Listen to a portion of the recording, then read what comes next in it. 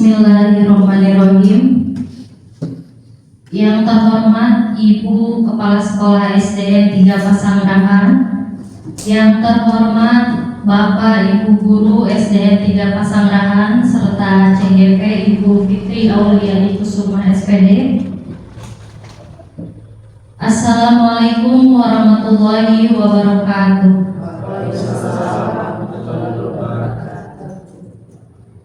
Dalam kesempatan ini, marilah kita panjatkan puji serta syukur kepada kehadirat Ilahi Robi, yang mana berkat rahmat dan hidayahnya, alhamdulillah hari ini kita dapat berkumpul kembali di tempat ini dengan keadaan sehat, serta berkat rahmatnya kita juga dapat hadir dalam acara ini, yaitu dalam acara diseminasi budaya positif SDN 3 Pasangrahan.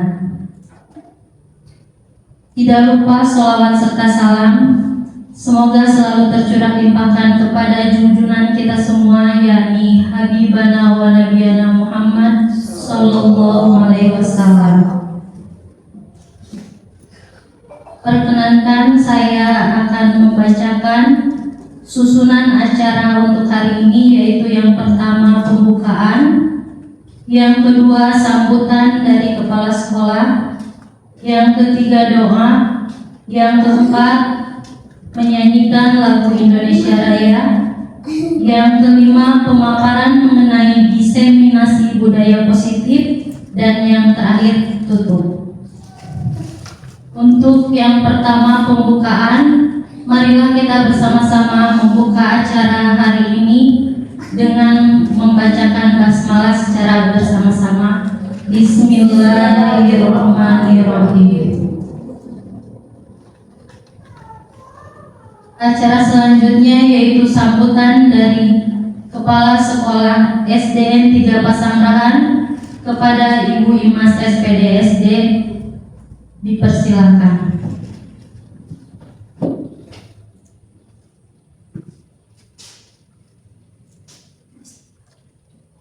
Bismillahirrahmanirrahim. Assalamualaikum warahmatullahi wabarakatuh. Wabihi nasta'inu ala umuri dunya wa din wa ala alihi wa sahbihi ajma'in, amma ba'du. Puji dan syukur selamanya kita panjatkan ke Allah Subhanahu wa Ta'ala, yang mana dalam kesempatan ini kita diberi nikmat yang sangat tak terhingga. Kita diberi nikmat sehat sehingga bisa melaksanakan tugas dan kewajiban sebagaimana mestinya. Sholawat serta salam selamanya terlimpah curah pada panutan agung baginda Rasul Nabi besar Muhammad Sallallahu Alaihi Wasallam. Ibu bapak guru yang sangat saya cintai dan saya banggakan, terlebih utama kepada Ibu Fitri Auliani Kusuma, yang dalam kesempatan ini beliau selaku calon guru penggerak yang sepatutnya selayaknya kita dukung, kita rojong, kita bantu demi kesuksesan beliau dengan tujuan yang sangat mulia. Beliau ingin membawa SDN 3 Pasangrahan ke arah yang lebih baik, ke arah yang lebih maju. Dalam kesempatan ini kita berkumpul dalam suatu arena yang sangat dibanggakan. Ini mungkin pertemuan yang kali kedua ya. Sekarang aksi nyata 1.4, yaitu diseminasi budaya positif. Untuk sebagai pengantar saja dan untuk lebih jelasnya nanti Ibu Fitri sendiri akan membeberkan, menjelaskan secara gamblang bahwa dalam diseminasi budaya positif ini mungkin ini adalah suatu kegiatan yang biasa dilakukan oleh ibu bapak guru dalam keseharian di kelas. Namun kegiatan tersebut belum mengetahui arahnya, bahwa kegiatan-kegiatan yang kita laksanakan itu istilahnya belum tahu bahwa diseminasi budaya positif itu bukan hal yang aneh, bukan hal yang langka, tapi ini dalam keseharian kita laksanakan, di dalam keseharian, dalam pembelajaran baik itu di kelas maupun di luar kelas. Ini sudah kita ketahui bahwa tujuan dari pembelajaran tersebut kita hanya ingin anak tersebut tahu, anak tersebut memahami, anak tersebut bisa, tapi kita belum bisa mengguar sampai yang terdalam, sampai inti-intinya. Sekilas saja seperti anak yang malas. Anak yang malas, kita sudah berusaha, kita sudah mencari solusi. Bagaimana caranya nih si anak supaya bisa turut kepada ibu bapak guru, turut juga kepada orang tua. Bahkan kita selaku guru kan sudah tahu psikologi anak itu, karakteristik dari siswa-siswa tersebut yang ada di dalam kelas itu kita sudah paham, kita sudah tahu, tapi belum semestinya ada hal-hal yang sangat penting yang seharusnya kita jelaskan, yang harusnya kita laksanakan. Bagaimana nih supaya anak tersebut memahami, mengetahui. Jadi istilah nama cara anu jitu kumahain kerolok muda supaya malas, supaya bisa mengerjakan tugas dan yang lainnya. Nah, dalam kesempatan ini mungkin ini pelajaran ilmu yang sangat berharga bagi kita semua. Ibu bapak guru insya Allah yakin ibu percaya bahwa pembelajaran, pengalaman di dalam kelas itu sudah istilah nama tos melorot, tapi tidak ada salahnya ada ilmu atau ada penemuan baru yang nanti akan dijelaskan, akan dibeberkan. Perilaku atau kebiasaan kita di dalam kelas itu memang sudah betul, tapi dengan program guru penggerak ini bisa tereksplorasi lebih gamblang, bahkan kita juga bisa menambah wawasan yang sangat luas. Maka dari itu kami dari SD 3 Pasangrahan ya sangat mendukung sekali kepada Ibu Fitri Auladi Kusumah ini.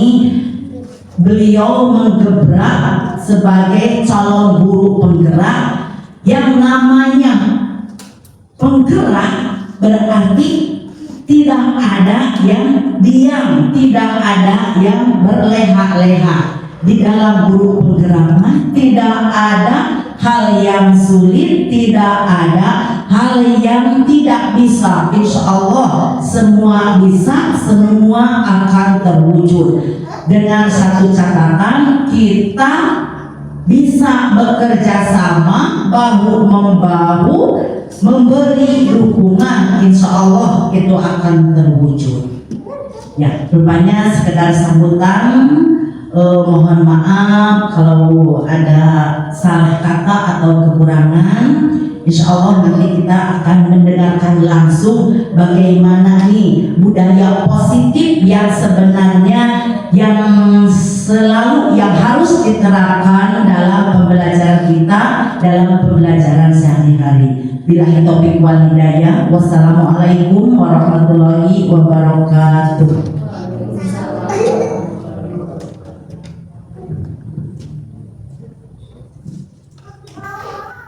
Saya ucapkan terima kasih kepada Ibu Kepala Sekolah atas sambutannya.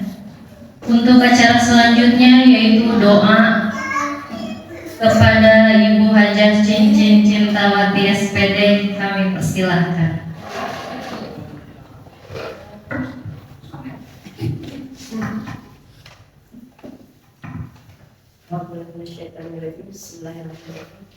Assalamualaikum warahmatullahi wabarakatuh. Rabbi shrah li sadri wa yassir li amri wahlul 'uqdatam min lisani yafqahu qawli. Marilah kita sejenak menundukkan kepala untuk berdoa meminta kelancaran kegiatan pada hari ini kepada Allah Subhanahu wa taala. Allahumma shalli ala sayyidina wa habibina wa syafiina wa maulana Muhammad wa sallim ala sahabati rasulillahi ajma'in. Amin ya Allah ya rabbal alamin. Alam nashrah laka sadrak wa wada'na anka wizrak alladzi anqadha dhahrak wa rafa'na laka dhikrak fa inna ma'al yusri yusra inna ma'al yusri yusra fa idza faragta fansab wa ila rabbika farghab. Allahumma yassir wa la tu'assir, Allahumma yassir wa la tu'assir, Allahumma yassir wa la tu'assir. Rabbana atina fid dunya hasanah wa fil akhirati hasanah wa qina adzabannar wa adkhilna jannata ma'a ahli azizil ghaffar ya rabbal alamin. Rabbana atina min ladunka rahmatan wa hayyi lana min amrina rasada. Rabbana atina min ladunka rahmatan wa hayyi lana min amrina rasada. Rabbana atina min ladunka rahmatan wa hayyi lana min amrina rasada. Subhanaka rabbika rabbil izzati amma yasifun wa salamun alal mursalin walhamdulillahi rabbil alamin. Al-Fatihah.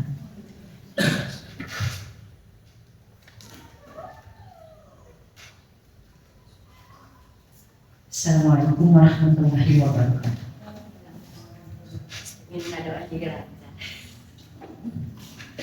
Terima kasih kepada Ibu Hajah Cincin. Mudah-mudahan doa kita semua dikabul oleh Allah Subhanahu wa taala. Acara selanjutnya yaitu menyanyikan lagu Indonesia Raya. Kepada Ibu dan Bapak dipersilakan untuk berdiri.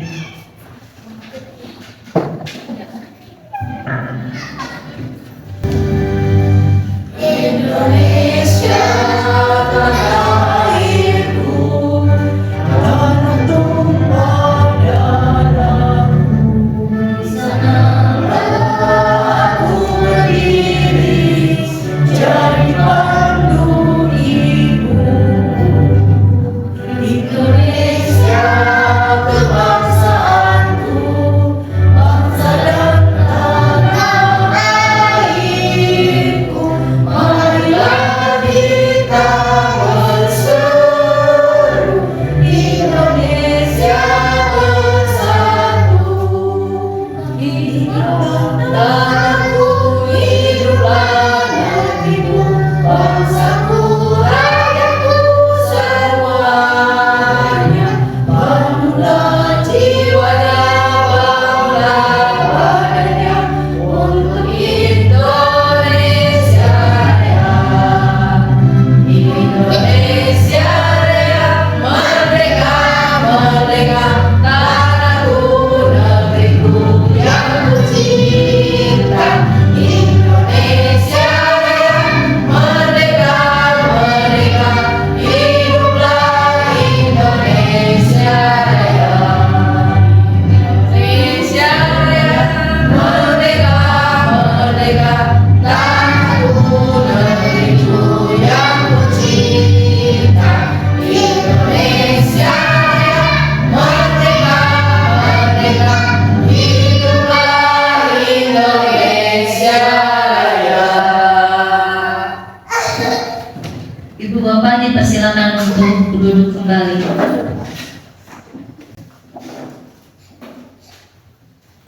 Acara selanjutnya memasuki acara inti yaitu pemaparan mengenai diseminasi budaya positif kepada CGP kebanggaan kita Ibu Fitri Auliani Kusuma SPD, kami persilahkan.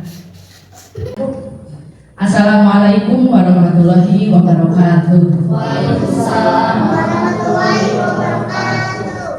Sebelumnya saya ucapkan terima kasih kepada Bapak Ibu Guru, kepada Ibu Kepala Sekolah, Ibu Imas SPD yang sudah menyempatkan waktunya hari ini untuk mengikuti diseminasi budaya positif yang akan saya paparkan di sini. Di sini saya mempunyai tugas Ibu dari pendidikan guru penggerak, di mana saya harus menularkan. Diseminasi itu kan artinya maksudnya menularkan gitu.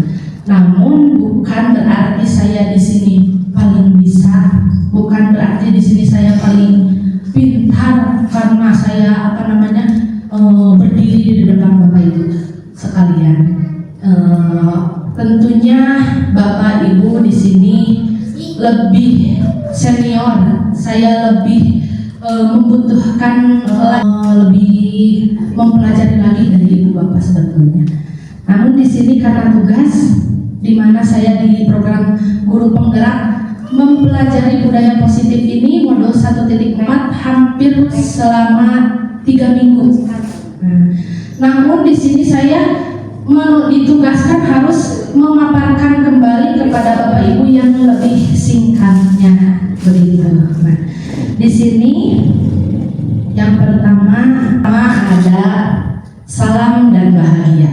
Nah, di mana kita sering mendengar kata salam dan bahagia ini di kurmer, terutama di PMM ya Ibu Bapak. Kadang kita melihat video yang tertera pasti diawali dengan salam dan bahagia. Begitu. Di akhir video juga sering ditutup dengan salam dan bahagia. Memang di kurmer itu kita ibaratnya mengharapkan bahwa semua murid dan gurunya untuk berbahagia. Nah, supaya berbahagia itu di sini sebelum kita memulai kegiatan, saya minta untuk Ibu Bapak senyum selama 20 detik. Bisa? Coba saling berpasangan, berdiri, pasokan saling menghina. Selama 20 detik Ibu Bapak gua beli itu coba sambil berhadapan. Yuk senyum selama 20 detik. Coba. Ini mau ikutan di sama aja. Senyum selama 20 detik. 1, 2, 3. Senyum. Siap, baru 5 detik pertama. Dari mulai senyum kita lama-lama tertawa baru 15 detik, 5 detik terakhir. Nah, lama-lama tertawa dan alhamdulillah tepuk tangan untuk kita semua. Terima kasih. Terima kasih Ibu Bapak. Tadi setelah kita senyum, lama-lama tertawa dan akhirnya kita bahagia seperti itu. Alhamdulillah ya. Selanjutnya, di sini saya akan memperkenalkan. Di sini itu adalah Bapak fasilitator saya di PGP. Beliau adalah kepala sekolah yang ada di Subang, salah satu SDM. Saya lupa lagi SDM apa. Beliau seorang kepala sekolah. Nah, beliau juga menjadi fasilitator saya di program guru penggerak.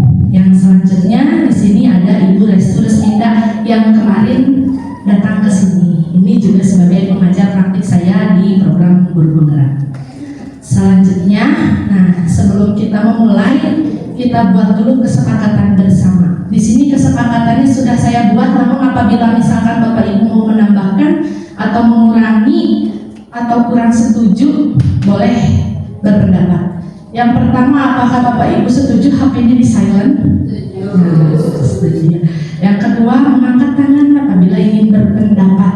Seperti itu, setuju? Setuju ya Bapak Ibu. Yang ketiga, ada saling menghargai dan menghormati. Selain itu juga ada aktif dalam kegiatan. Jadi Bapak Ibu diharapkan nanti pemaparan yang akan saya sampaikan itu kebanyakan beberapa pertanyaan pemantik Ibu Bapak. Jadi ketika saya nanti ada pertanyaan, Ibu Bapak diharapkan aktif untuk berpendapat. Yang terakhir, mari kita saling belajar. Karena di sini tidak ada orang yang paling bisa, orang yang paling pintar. Kita di sini akan berdiskusi bersama. Terima kasih. Nah, yang selanjutnya Berikut adalah topik diskriminasi yang akan saya sampaikan. Ini Ibu Bapak yang saya pelajari selama 3 minggu, dan ini juga yang akan saya paparkan, sampaikan secara singkat, kurang lebih selama 1 jam. Nah, yang pertama ada disiplin positif dan nilai-nilai kebajikan. Yang kedua ada teori motivasi, hukuman, penghargaan, dan restitusi. Ketiga, keyakinan kelas, kebutuhan dasar manusia dan dunia berkualitas, dan restitusi 5 posisi kontrol seorang guru, dan yang terakhir segitiga restitusi. Ibu Bapak, kenapa ini kok banyak? Tenang, Ibu Bapak, saya akan paparkan lebih singkat dan lebih jelasnya lagi. Nah, setelah itu mari kita awali dengan pertanyaan pemantik mengenai tadi disiplin positif. Apakah menurut Bapak Ibu hukuman itu dapat mendisiplinkan anak? Lalu yang kedua, pemberian hukuman dengan hal positif seperti membaca atau membersihkan halaman sekolah dapatkah mendisiplinkan anak? Yang ketiga, apakah memberi penghargaan dapat meningkatkan motivasi belajar anak? Coba ada yang mau menjawab mungkin yang pertanyaan yang pertama? Boleh Ibu An? Apakah menurut Ibu An hukuman itu dapat mendisiplinkan anak? Enggak.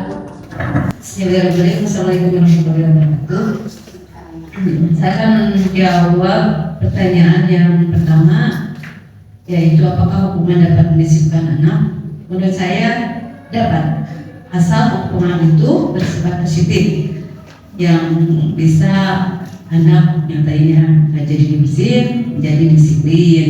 Seperti tadi Bu Pipin bilang, hukuman yang positif yaitu suruh membersihkan kelas. Nah, itu mendidik anak supaya disiplin hingga kelas menjadi bersih, ya. Terus membaca itu juga bagus, ya. Hukuman membaca itu juga bagus menurut saya, supaya anak jadi rajin baca. Dengan membaca kan ilmu bisa digali dengan lebih banyak lagi, sehingga anak mempunyai wawasan yang lebih luas. Menurut saya itu jawaban saya. Assalamualaikum warahmatullahi wabarakatuh. Waalaikumsalam warahmatullahi wabarakatuh. Bersedia apakah Ibu? Boleh Ibu AS mau menambahkan sekaligus yang nomor 3 mungkin? Menambahkan untuk yang nomor 1, apakah hukuman dapat mendisiplinkan anak? Nah, di sini relatif, ya. Menurut pendapat saya di sini relatif.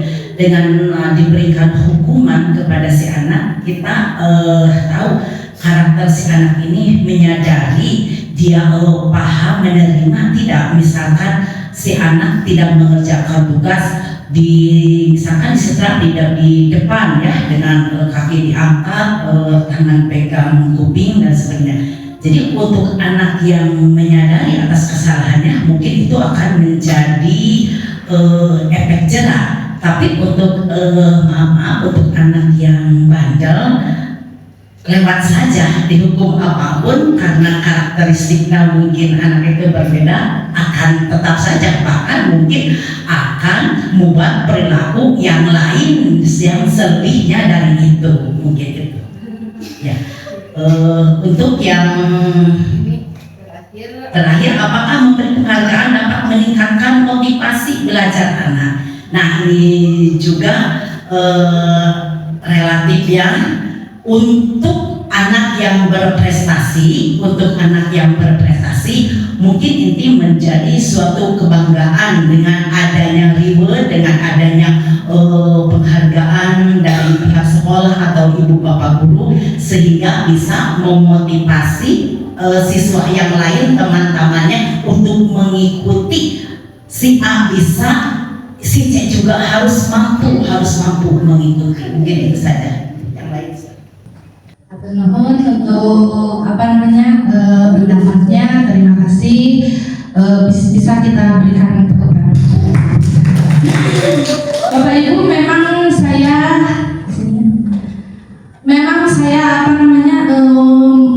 melihat untuk modul di sini memang cukup kagetnya Bapak Ibu. Ternyata ketika kenapa ini ada hukuman, berarti anak itu pasti awalnya bersalah. Kenapa anak ini mempunyai penghargaan? Karena pasti anak itu mendapatkan capaian yang sudah tercapai. Namun ternyata perihal tentang hukuman dan penghargaan. Namun selanjutnya mari kita buat game terlebih dahulu, di mana di sini bermain kepala tangan. Contoh simulasinya boleh 2 orang. Yang satu mengepalkan tangan, ternyata di dalam tangannya itu adalah sesuatu yang berharga. Misalkan di sini ada Bapak Sopan, misalkan punyai sesuatu yang berharga di dalam tangannya. Nah, ketika Bapak Sopan mempunyai sesuatu yang berharga, sangat berharga di dalam kepala tangannya, apakah Bapak Sopan akan membukanya dan memberikannya kepada orang lain? Tidak. Nah, tetapi orang lain bisa tidak membuka kepala tangan itu? Bisa tidak? Dengan cara misalkan dimarahi, diintimidasi, bahkan dirayu, mungkin ya seperti itu. Tapi apakah lihat nanti Bapak Sopan bakal membuka dengan rayuannya, dengan intimidasi yang diterimanya atau tidak? Mari kita lakukan di sini. Coba Bapak Sopan ke depan. Boleh sama Ibu Rina mungkin bagaimana mau mencoba merayu atau mengintimidasi, terserah Bu Rina. Kumaha carana ieu kepalan anu dina pasokan teh kabuka. Cing kumaha Bu? Bakal dirayu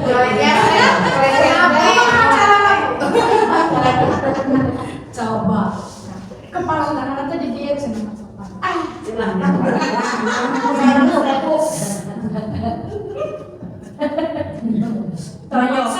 Dipaksa sekuat tenaga.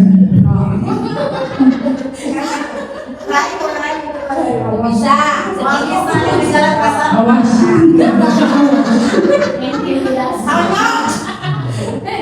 Bulu atuh bukan. Kayak pada mobil. Mungkin dari jajan, karena di rumah kamar, Bisa tidak Bapak Ibu? Tidak. Coba ada yang mau mencobanya kembali? Coba mau kembali misalkan caranya untuk supaya kepala tangan ini dibuka. Dirayu tidak bisa, dimarahi tidak bisa, dipaksa sekalipun tidak bisa, karena ini sesuatu yang berharga. Nggak sakuan deui, Pak. Terima kasih Mas Sopan. Itu contohnya. Begitu juga dengan kesalahan anak. Seperti itu. Ketika anak mempunyai kesalahan di sini, kan kita pasti ingin dia menjadi lebih baik, betul tidak? Tetapi kalau misalkan kita suruh jangan tekengin gitu, eta tina hatena sanes tuh, sanes. Atau nabi jangan tekengin gitu, kayak dipasihanan. Bakal dibuka, namanya tangannya pukul anak itu bakal, tetapi bukan dari dalam hatinya sendiri, bukan dari kesadarannya sendiri. Begitu juga kesalahan. Begitu juga sifatnya hukuman, begitu juga sifatnya penghargaan. Kalau sifatnya menghukum, merayu, memberikan penghargaan itu sifatnya lebih ke eksternal. Tetapi kalau dia sadar sendiri itu sudah dari internal, dari unsur intrinsiknya bukan ekstrinsiknya. Seperti itu Ibu Bapak. Nah, untuk yang selanjutnya, sudah tadi saya bahas, ternyata perubahan paradigma teori kontrol yang pertama, selama ini murid kita patuh, manut, misalkan jam, enjing kedah duha, enjing kedah sasatu, ternyata itu hanya ilusi guru mengontrol murid. Sanes dina hatena terang padahal manjeuna teh ka kelas maningkeun pabalatan, tapi teu dipiwarang mah moal. Tapi lamun ku urang ditanamkan si budaya positifnya itu, guru dan terkedah kontrol murid. Ya, jangan murid selama ini patuh teh cenah itu hanya ilusi, karena guru ngontrol kan murid. Karena misalkan kerjakan PR, kunaon dikerjakan. Sebetulnya ada beberapa faktor hanes dina hatena, tapi karena penguatan positif, contohnya diberikan reward. Suka ada gini kemarin kita trending memberikan bintang bintang itu reward sebagai reward melakukan hal baik, kasihan bintang gitu ya. Nah sebetulnya itu juga hanya ilusi berbuat lebih baik teh, karena mereka ingin sesuatu, yaitu penghargaan. Yang ketiga, ilusi bahwa kritik dan membuat orang merasa bersalah.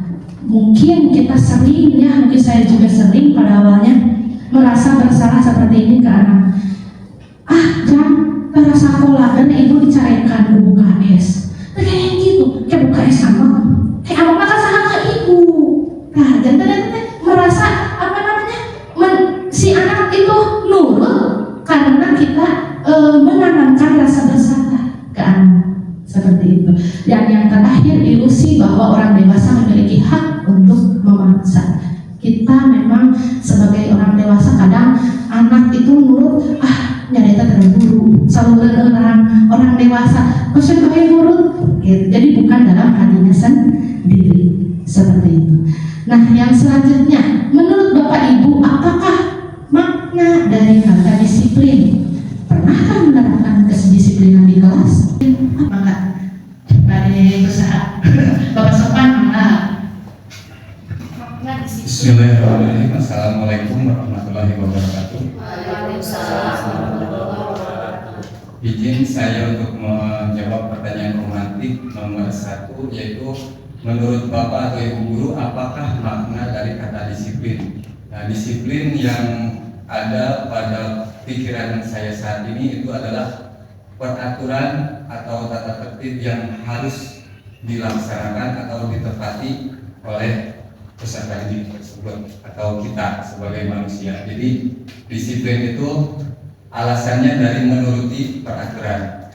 Kemudian pernah menerapkan kedisiplinan di kelas? Tentunya kita sebagai guru sering atau setiap hari selalu menerapkan kedisiplinan di dalam kelas, baik itu dalam kedisiplinan kebersihan, belajar, dan lain-lain seperti itu. Terima kasih. Wassalamualaikum warahmatullahi wabarakatuh. Waalaikumsalam warahmatullahi wabarakatuh. Terima kasih Pak Sopan atas pendapatnya.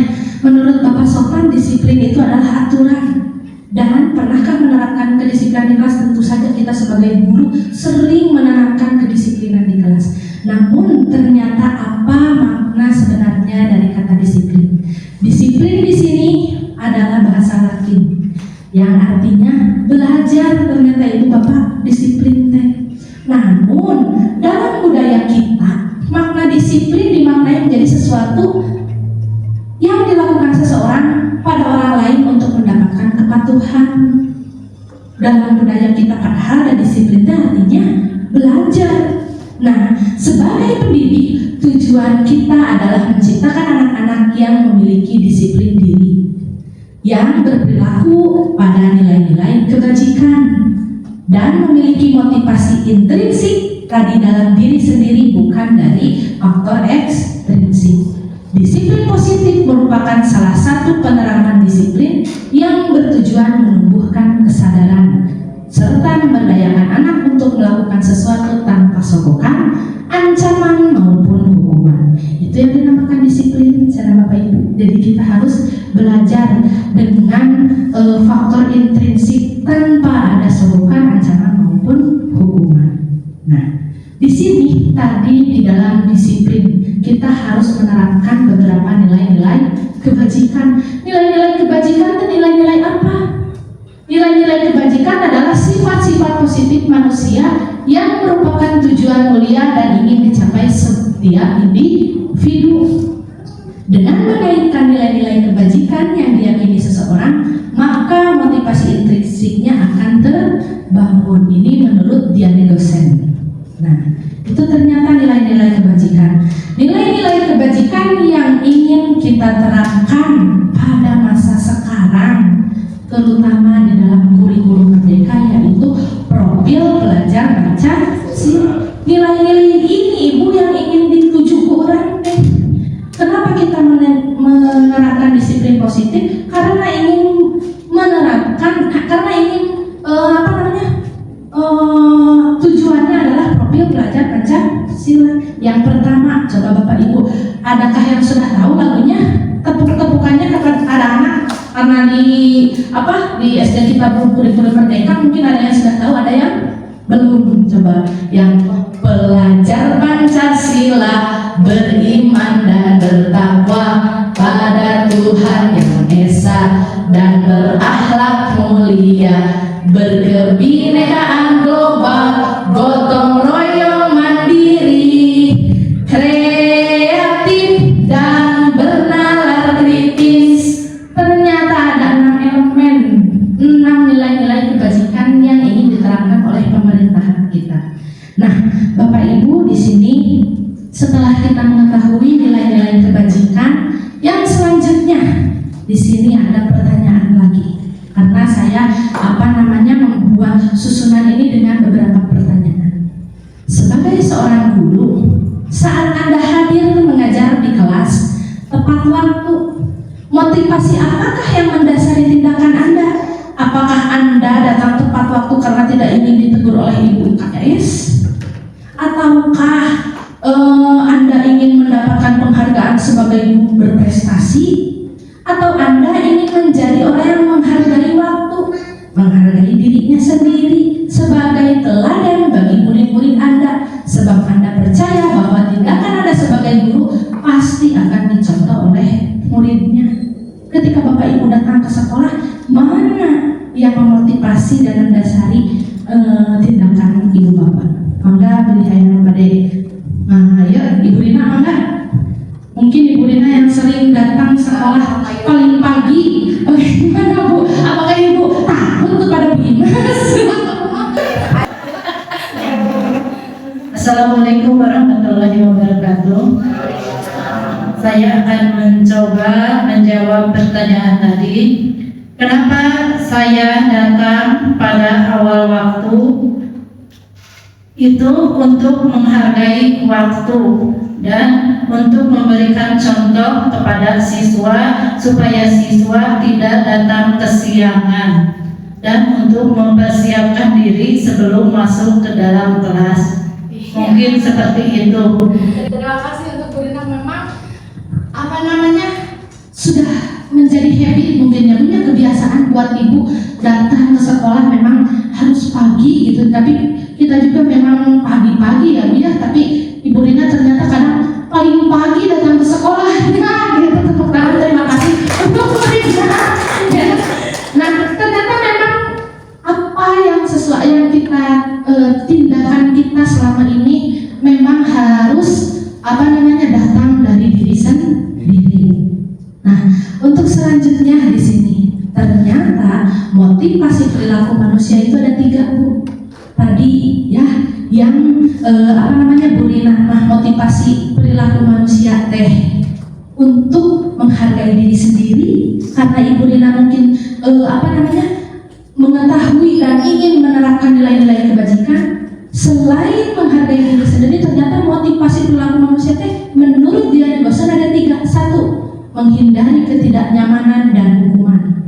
Contohnya upami murid melakukan disiplin karena ia takut dihukum, dan ini merupakan motivasi ekstrinsik. Dan yang kedua, mendapatkan imbalan atau penghargaan dari orang lain.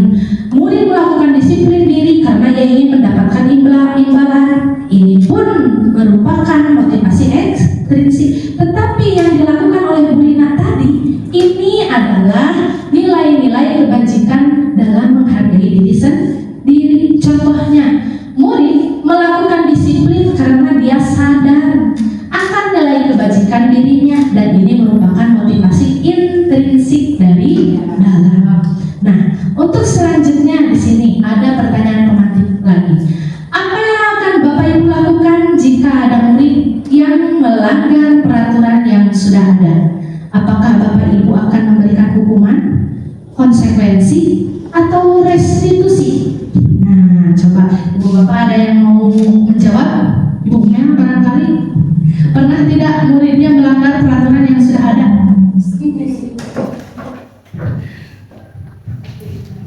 Bismillahirrahmanirrahim. Apa yang akan Bapak Ibu lakukan jika ada murid yang melanggar peraturan yang ada? Untuk di kelas 1 memang muridnya super ya. Apalagi meskipun jumlah murid laki-lakinya hanya tidak setengahnya dari perempuan, tapi alhamdulillah gitu balalayo bisa. Kami lagi upacara pun itu biasanya udah diwanti-wanti dari hari Sabtu. Nanti hari Senin barisnya harus rapih, dinilai sama ibu yang paling rapih nanti akan dikasih hadiah hari Senin teh. Nah, meweh ieu upami abdi nuju ninggalkan bendera mah rada goyang pasti tinggal di caraling deui. Nah, mungkin murid itu kalau untuk melanggar peraturan nanti ada ini, nanti kalau melanggar nanti ibu dikasih hukuman. Misalnya kalau gandeng wae kurang kali mah terserah sok di luar gandeng wae macana kumpulna keluar terus dia teh rerencangan teh terus sekarang sok keluar jadi terserah nyalira. Dan biasanya karena kebiasaan orang anak-anak itu udah tahu bagaimana kalau salah mereka akan dihukum, ada hukumannya, dan kalau mereka melakukan hal yang sesuai aturan mereka akan mendapat penghargaan atau hadiah. Untuk kelas 1 biasanya begitu ya. Terima kasih untuk Ibu Mel. Atur nuhun pendapatnya, ya memang di kelas 1 itu memang super ya, hanya guru-guru terpilih yang bisa menangani kelas 1 ya seperti itu. Namun di sini akan kita bahas satu persatu. Apakah akan memberikan hukuman, konsekuensi atau restitusi? Mungkin Bapak Ibu guru di sini ada yang masih janggal atau misalkan restitusi itu seperti apa, ternyata nanti kita akan bahas selanjutnya satu-satu. Perbedaan hukuman dan konsekuensi. Hukuman di sini pasti bersifat menyakitkan. Pami murang kali di pasian hukuman pasti menyakitkan. Nyage kesalahan aja, tapi pami di pasian hukuman itu juga sapertos tenampi seperti gitu. Karena dia tidak nyaman, muridnya menjadi takut. Hukuman itu juga bersifat memaksa. Baik terbaik mereka kamu teh kudu dihukum. Sok laksanakeun gitu mainnya muridnya. Nah, terus aya oge murid anu menyembunyikan kesalahan. Ketika misalkan teh salah jadi ujuk-ujukna keur masalah, nya bohong 2 kali lipat. Nu terakhir murid menjadi rendah diri karena sudah dihukum isinan ku batur. Ada juga konsekuensi. Kalau konsekuensi itu memang biasanya misalkan ketika misalkan di sini ada Ajril, ada Puji misalkan. Ajril nyolehkeun anak kertas ulangan uji. Paling kan konsekuensinya kumaha? Nyawanya aja rapet. Gitunya seperti gitu. Tetapi misalkan kancingna copot, nyawanya aja kaputan. Barang seperti itu. Tapi memang konsekuensi namanya teh bisa menempel di anak, bisa dilakukan oleh anak, tapi hanya berjangka pendek. Pas eta we hungkul kaditu nama gitu ya seperti itu. Nah, lalu konsekuensi juga bersifat perlu monitoring berkelanjutan karena jangka pendek. Konsekuensi pun stimulus respon, murid menghormati peraturan dan merenungi kesalahan. Itu namanya konsekuensi. Di sini kita mau lihat lagi ada contoh mana hukuman, mana konsekuensi. Mencatat 100 kali dalam buku kalimat, saya tidak akan terlambat lagi karena terlambat sekolah, itu merupakan hukuman. Lari mengelilingi lapangan, itu termasuk hukuman karena dia terlambat hadir. Murid diminta push up 15 kali karena tidak menggunakan masker ke sekolah, itu termasuk hukuman. Berbeda dengan konsekuensi. Misalkan seperti tadi menggantikan kertas tugas teman yang dicoret-coret. Wayahna ada kesalahan nyalira dilakukan oleh nyalira konsekuensinya. Yang kedua, membersihkan tumpahan air di meja tulis karena tersenggol pada saat belajar. Konsekuensi, ada hukuman D2, murid disuruh tidak mengenakan sepatu seharian karena tidak mengenakan sepatu hitam. Itu hukuman. Lari mengelilingi tadi untuk pelajaran PJOK. Meskipun dan uji pelajaran PJOK, William Sway karek budak. Namun namanya teh sehat di pasihan lari, itu tetap sebuah hukuman. Nah, lalu yang terakhir ada restitusi. Apa itu sebetulnya restitusi? Bapak Ibu, ternyata saya juga baru tahu bahwa restitusi itu proses menciptakan kondisi bagi murid untuk memperbaiki kesalahan mereka, sehingga mereka bisa kembali pada kelompok mereka dengan karakter yang kuat. Kondisi murid untuk memperbaiki kesalahan mereka, namanya restitusi. Bagaimana tuh Cina Bu langkah untuk menerapkan restitusi ini? Atau sifatnya bagaimana restitusi teh? Upami ku restitusi mah Bu, cara nanangkeun teh begini ciri-cirinya. Bu barudak mau bakal bisa menebus kesalahan, bukan menebus kesalahan namun belajar dari kesalahan. Yang kedua, memperbaiki hubungan. Yang ketiga, tawaran bukan paksaan, menuntun untuk melihat ke dalam diri, fokus pada karakter bukan tindakan, menguatkan dan fokus pada solusi. Seperti itu. Nanti kita akan belajar tentang restitusi, bagaimana itu langkah restitusi. Namun sebelumnya di sini ada pertanyaan kembali. Pernahkah Bapak Ibu memberikan penghargaan atau hadiah kepada murid karena telah melakukan sesuatu? Mungkin pernah Ibu? Pada jawab Ibu Yin. Pernah Ibu? Apakah Bapak Ibu pernah melakukan memberikan hadiah atau penghargaan? Assalamualaikum warahmatullahi wabarakatuh. Waalaikumsalam warahmatullahi wabarakatuh. Saya sebagai guru selalu memberikan penghargaan atau hadiah. Seperti contohnya misalnya pada waktu proses pembelajaran ada tugas mengerjakan soal, lalu yang saya kasih siapa yang tepat saya ibu kasih hadiah. Itu yang mesti lakukan. Tapi ya itu. Terima kasih. Assalamualaikum warahmatullahi wabarakatuh. Waalaikumsalam warahmatullahi wabarakatuh. Penghargaan itu memang Ibu banyak sekali sifatnya. Ada yang berupa verbal, mungkin pujian itu juga penghargaannya. Ada juga yang berupa fisik, mungkin jadi permen atau nuhunnya misalkan teh atau mangapelkeun pang rapina tapi pang kerehna, nah seperti itu. Namun ternyata Ibu Bapak di sini saya juga kaget. Ternyata penghargaan itu adalah sebuah hukuman. Sebuah hukuman kumaha? Menurut Abi penghargaan itu bisa menaikkan motivasi. Ternyata tidak selamanya saya seperti itu. Penghargaan di sini merupakan konsep disiplin yang termasuk identitasnya gagal. Satu, penghargaan bersifat menghukum, tidak efektif, merusak hubungan, mengurangi ketepatan, mematikan kreativitas dan menurunkan kualitas. Apa saja ini penjelasannya? Menghukum. Penghargaan bersifat menghukum bagi mereka yang tidak mendapatkan penghargaan.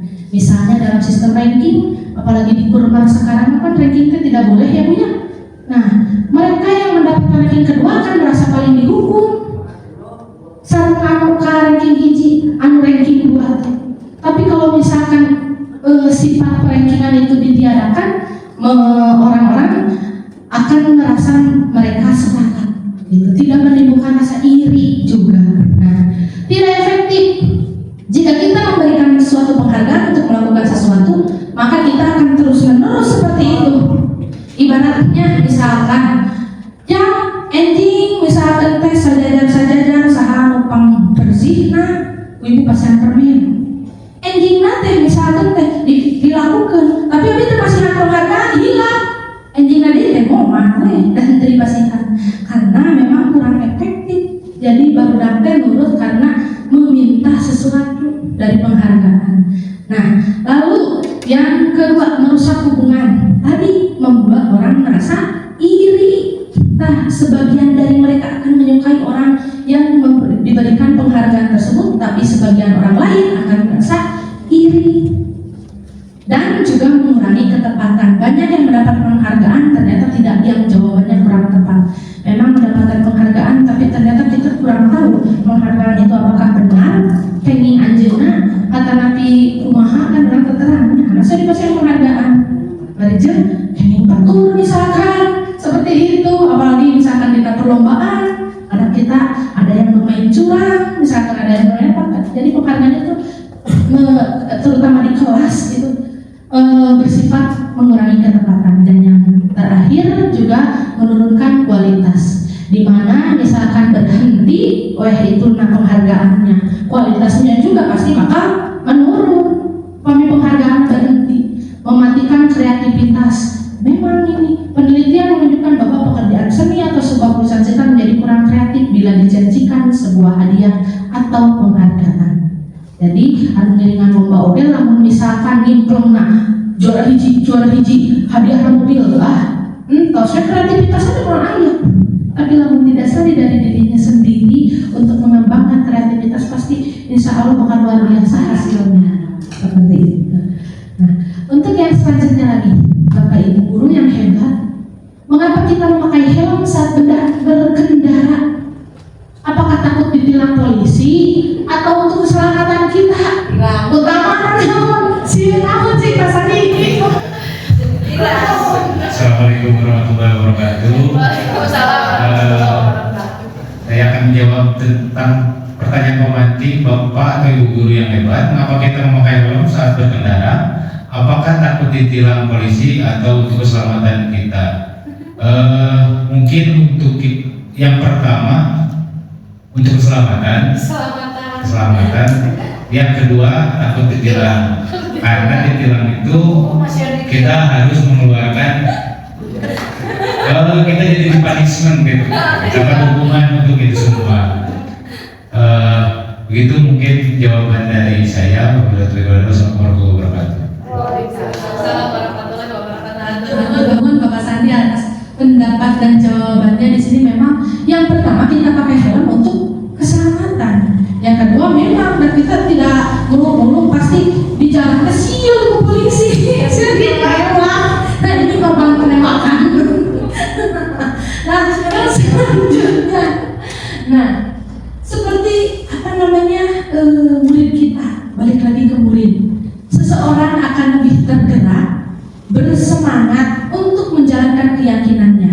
Murid-murid pun demikian. Mereka perlu mendengarkan dan memahami arti sesungguhnya tentang peraturan yang telah diberikan. Apa nilai-nilai kebajikan di balik peraturan tersebut? Apa tujuannya? Apa yang menjadi tidak menarik bagi mereka? Apakah mereka hanya sekedar mengikuti serangkaian peraturan? Atau oleh sebab itu maka diperlukan adanya keyakinan kelas atau kesepakatan kelas. Jadi upami orang badai nerapkeun kedisiplinan di kelas, utamina berhubungan dengan aturan, tekeni buaya peraturan di kelas dibuat ku ibu guru sangakeun ditempel di itu kayak palingnya papan anu tos bertahun-tahun kurang teh anu tata tertib yang dibuat usaha guru sekolah ya. Namun ternyata kita harus membuat peraturan teh kumaha murid, jangan badai kumaha itu yang disebutkan kesepakatan kelas.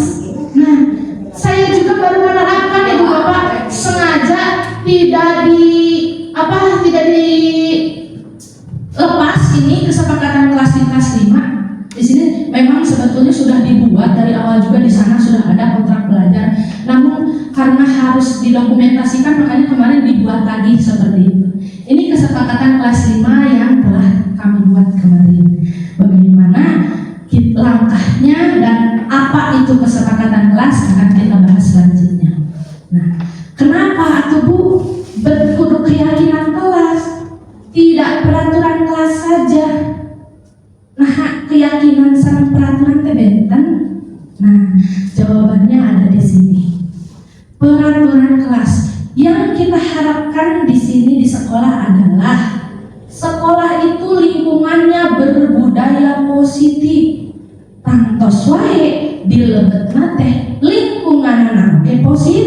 Di lingkungan positif, lingkungan pasti sekolah, guru-guru, kebiasaan atau kegiatan-kegiatannya. Tangkos wae sebelum di sekolah pasti di kelas mau mungkin lingkungan positif lamun kelasna baradung atau napi tidak disiplin lah ibaratnya. Pasti di dalam lingkungan positif ini harus ada keyakinan kelas, barulah di dalam keyakinan kelas salaras nama keyakinan kelas lebet nate peraturan. Janten inilah lingkaran budaya positif yang ada di sekolah. Selanjutnya di sini bagaimana itu pembentukan keyakinan kelas Bu? Kawitan. Pertama, lebih abstrak dari peraturan. Hari abstrak jadi lebih kumanya lebih real gitu, lebih gitu. Nah, daripada peraturan. Ibaratnya di dalam peraturan di situ tidak boleh membawa HP. Terus ada nabi misalkan tidak boleh kan gitu kalau di tata tertibnya. Nah, kalau keyakinan kelas itu sakio misalkan saling menyayangi. Terus sakit disebut keyakinan kelas. Soalnya keyakinan kelas kan dibuat anak-anak pasti bahasa ayo anak-anak bahasa anak-anak. Nah, yang kedua bahasanya berupa pertanyaan universal. Dibuat dalam bentuk positif. Nah, berupa pertanyaan universal. Ini seperti kia Bu.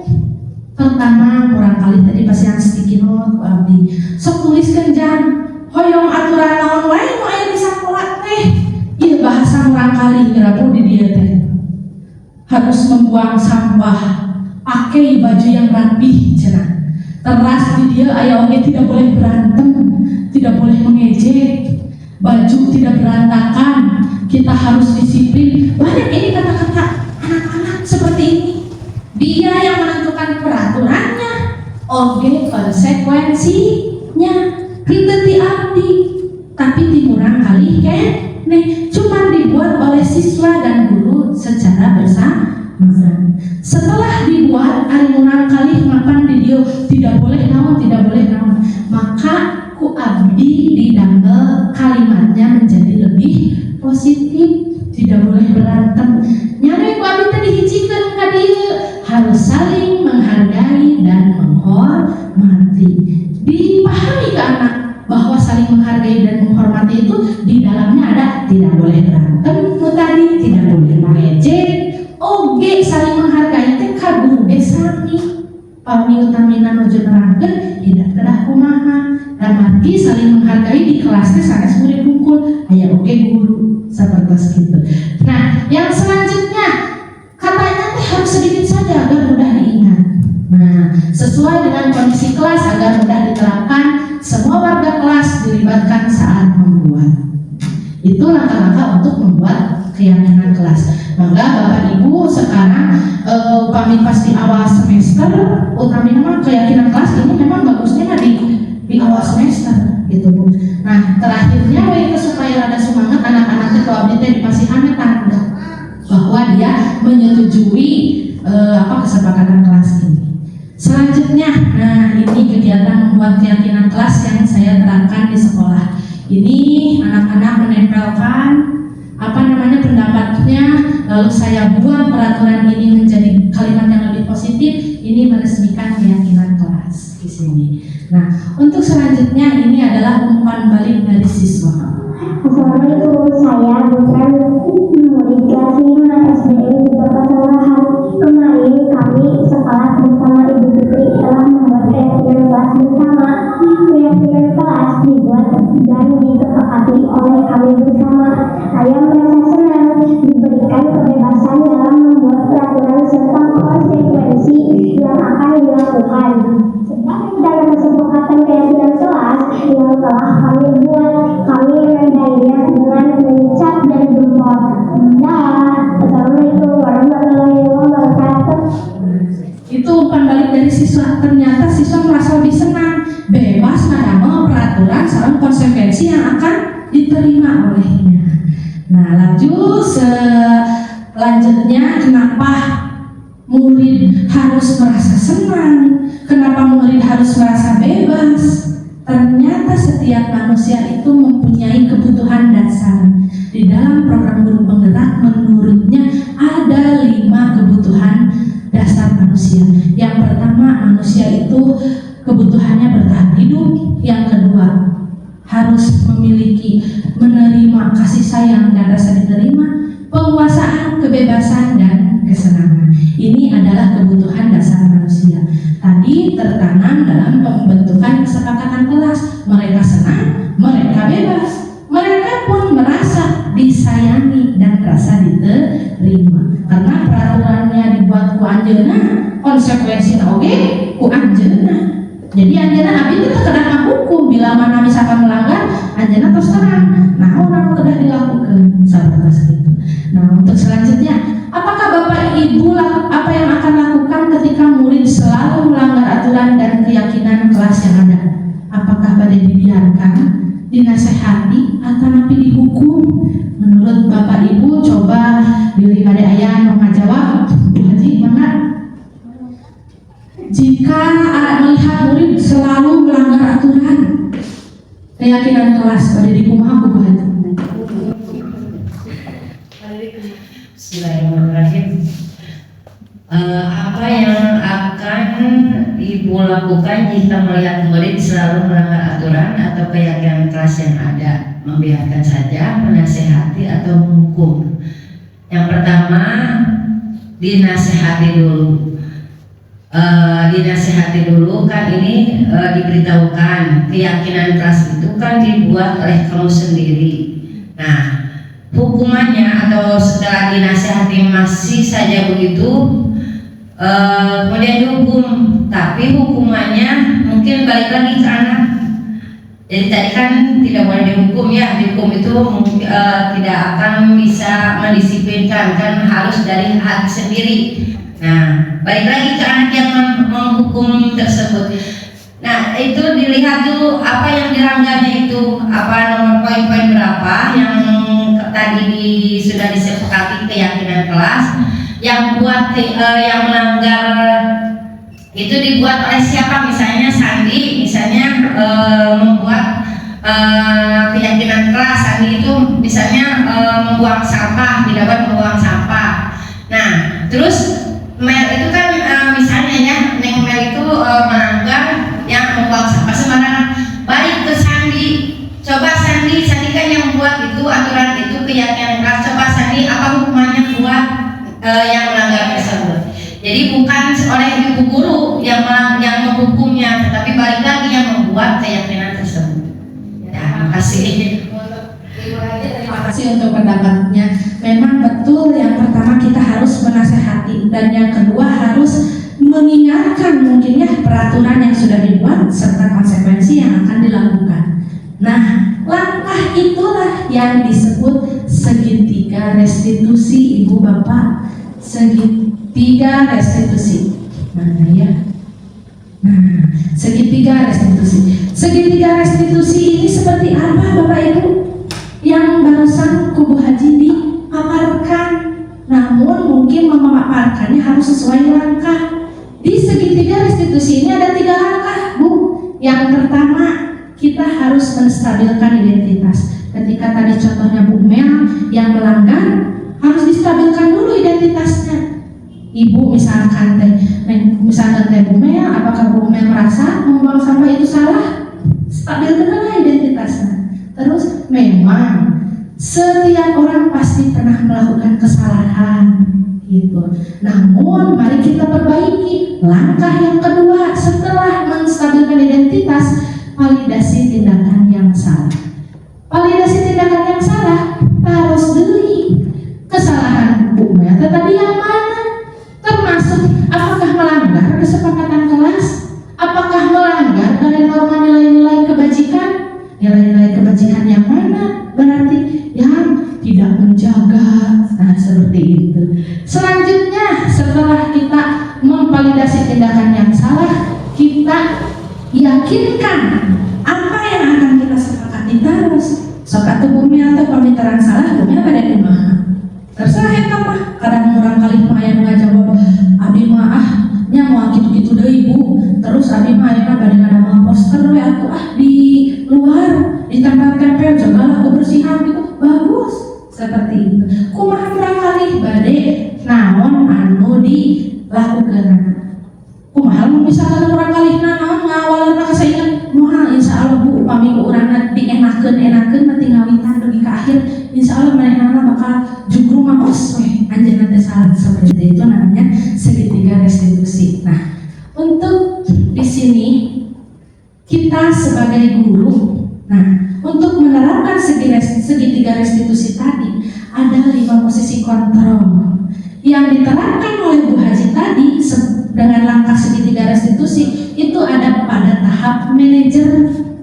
Jadi memang seorang guru yang harus kita tanamkan adalah seorang manajer, tapi tidak luput juga kadang ada seorang pengguru yang bersifat posisinya aya oge anu pembuat rasa bersalah ya kan tadi, aya oge anu berbuat seciga teman, aya oge anu siga pemantau.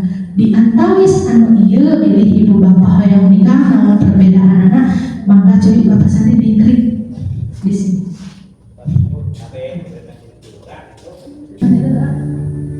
Posisi penghukum ini contoh videonya.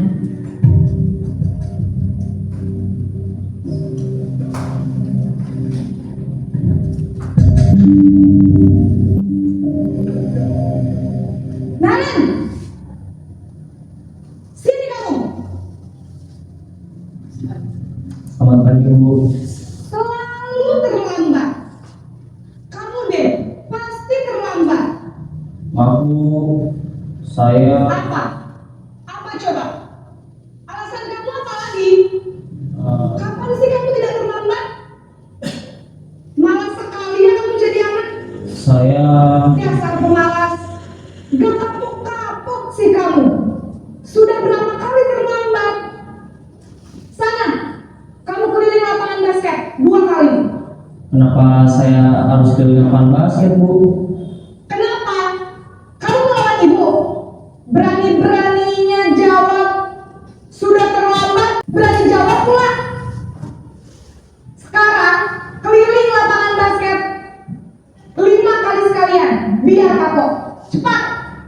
Pergi sana ke lapangan basket. Ibu dan bapak guru hebat, dampak yang terjadi pada murid ketika guru berada pada posisi penghukum adalah murid cenderung akan memberontak, bahkan menyimpan dendam. Berikut posisi membuat merasa bersalah. Mari kita lihat dulu Bapak.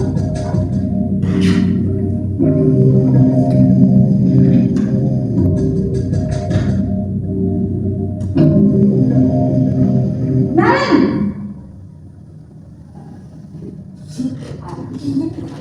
Selamat pagi Bu. Naren, kamu kenapa terlambat lagi nak? Ya Tuhan Naren, kamu senang ya bikin ibu susah ya? Kalau kamu terlambat lagi, nanti ibu yang ditegur bapak kepala sekolah nak. Disangka ibu tidak bisa menghina kamu. Duh, gimana ini? Maaf Bu, Duh, Gusti Naren, kamu suka ya kalau ibu tegur bapak kepala sekolah? Terus, sekarang ibu harus tulis apa ini di absen? Ini kamu sudah sering terlambat loh. Ibu harus apa coba? maaf Bu, maaf sekali. Ya sudah, lain kali jangan bikin ibu susah lagi ya nak ya. Ibu tidak akan kuat lagi kalau kamu gini terus. Bisa jantungan kalau ibu tegur bapak kepala sekolah. Sana cepat ke kelas. Maaf ya Bu, maaf sekali. Posisi pembuat rasa bersalah berbicara dengan nada tenang, cenderung lembut, namun kata-kata yang diutarakan membuat murid merasa menjadi orang yang gagal, memandang buruk dirinya sendiri, merasa tidak berharga, dan tidak sanggup membahagiakan orang lain. Ketika guru mengambil posisi pembuat rasa bersalah, murid akan menganggap dirinya yang bersalah dan ia akan menyimpan emosi negatif tersebut di dalam dirinya.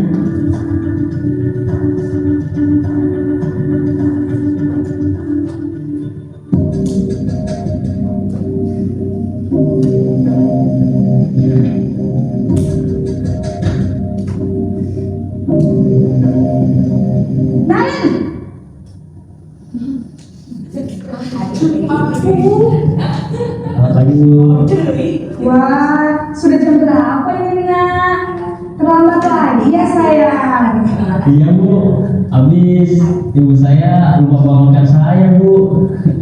Kamu malah menyalahkan ibu kamu. Kamu bukannya anak yang larinya paling kencang. Kok terlambat sih? Iya Bu, saya memang terlambat bangun tadi. Jadi biarpun saya lari kencang, tetap gak kejar Bu. Ya sudah sana, nanti lain kali larinya lebih kencang lagi ya. Biar gak terlambat lagi. Bikin senang ibu, demi ibu. Bisa kan? Bisa lah Bu. Ya sudah sana masuk kelas. Ibu beresin urusan absen kamu. Kamu ini ada-ada saja. Dalam posisi teman, guru berbicara dengan nada suara ramah, akrab, cenderung bersenda gurau untuk menjaga suasana tetap santai. Murid akan merasa senang, aman, dan akrab dengan guru. Identitas yang tercipta adalah identitas sukses atau berhasil. Namun, perlu diingat, karena ini masih dorongan eksternal, maka ada faktor ketergantungan dari murid kepada orang tertentu. Di sini, guru absennya, sehingga di lain waktu, murid bisa berperilaku baik, namun hanya kepada orang-orang tertentu saja.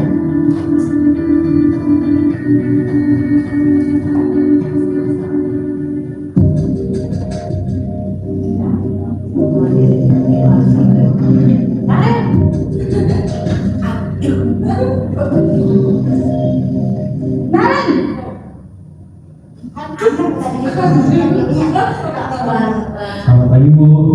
Naren, apa peraturan sekolah kita tentang jam berapa kita harus masuk sekolah, nak? Kita harus di sekolah jam 7 Bu. Iya betul, sekarang sudah jam 7.20. Naren sudah tahu konsekuensinya jika terlambat hadir. Paham Bu. Saya harus tinggal kelas pas jam istirahat selama 20 menit. Iya benar, konsekuensinya demikian. Jadi nanti jam 9.30 pas istirahat, kamu harus tinggal di kelas, kerjakan tugas tambahan untuk ketertinggalan kamu, ya? Baik Bu. Posisi pemantau mengandalkan penghitungan atau data untuk mengontrol murid. Guru mengarahkan murid berdasarkan peraturan dan konsekuensi.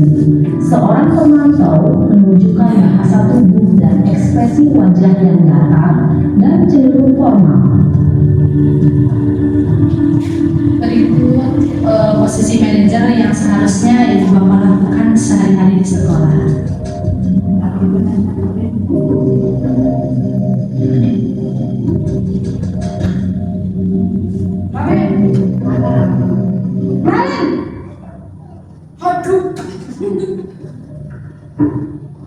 Selamat pagi Bu. Selamat pagi Naren. Maaf Bu, saya terlambat.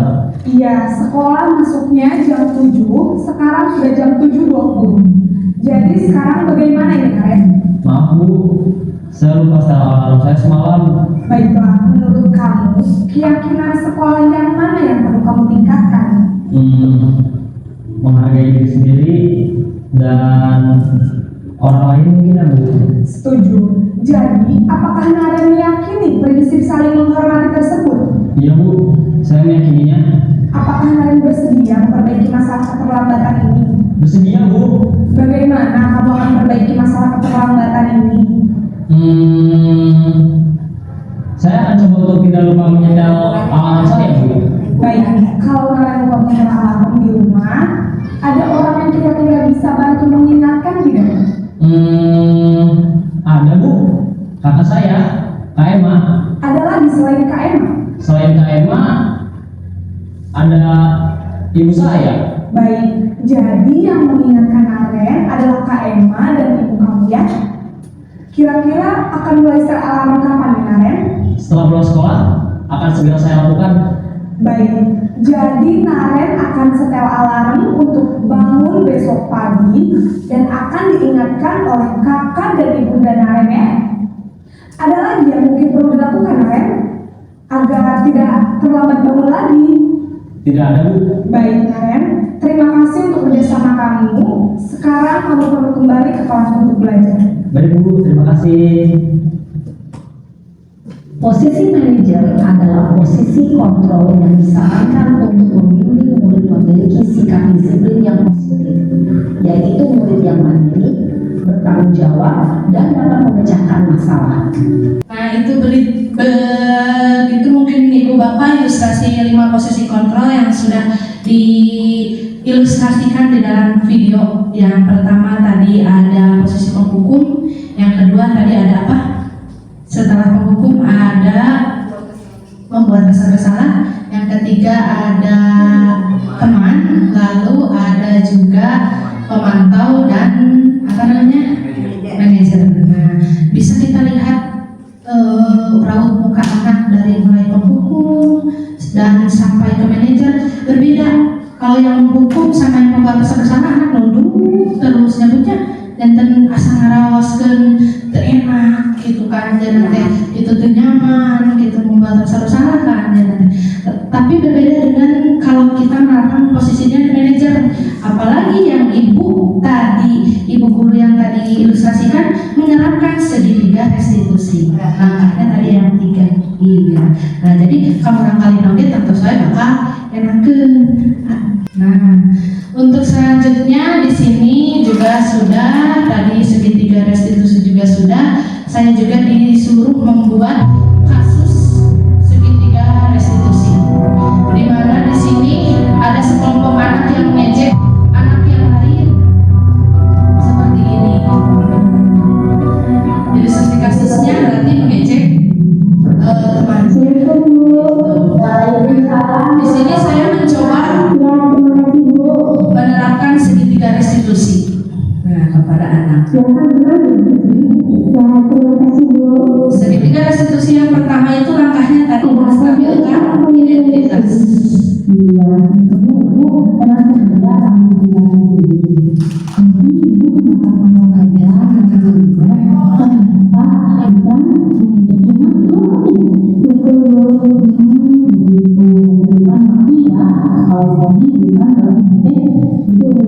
Stabilkan pula identitasnya.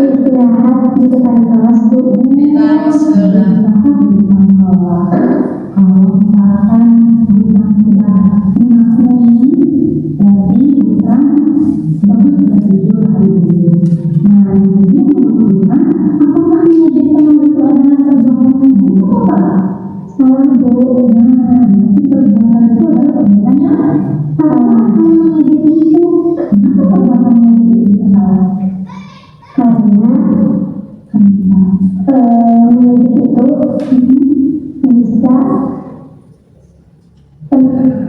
Ini mungkin Ibu ya, selanjutnya mah untuk selanjutnya mah memang sudah diterapkan tadi di video yang Naren yang tadi segitiga restitusi. Segitiga restitusi yang pertama itu ada stabilkan dulu identitas ya, lalu validasi tindakan yang salahnya di mana, lalu yakinkan mau bagaimana selanjutnya. Nah, untuk pembahasan modul 1.3 untuk diseminasi tentang budaya positif ini mungkin sekian Ibu Bapak. Terima kasih sudah mengikuti dengan aktif, sudah mengikuti dengan senang, bahagia. Saya haturkan terima kasih, banyak-banyak terima kasih sekali lagi. Wassalamualaikum warahmatullahi wabarakatuh.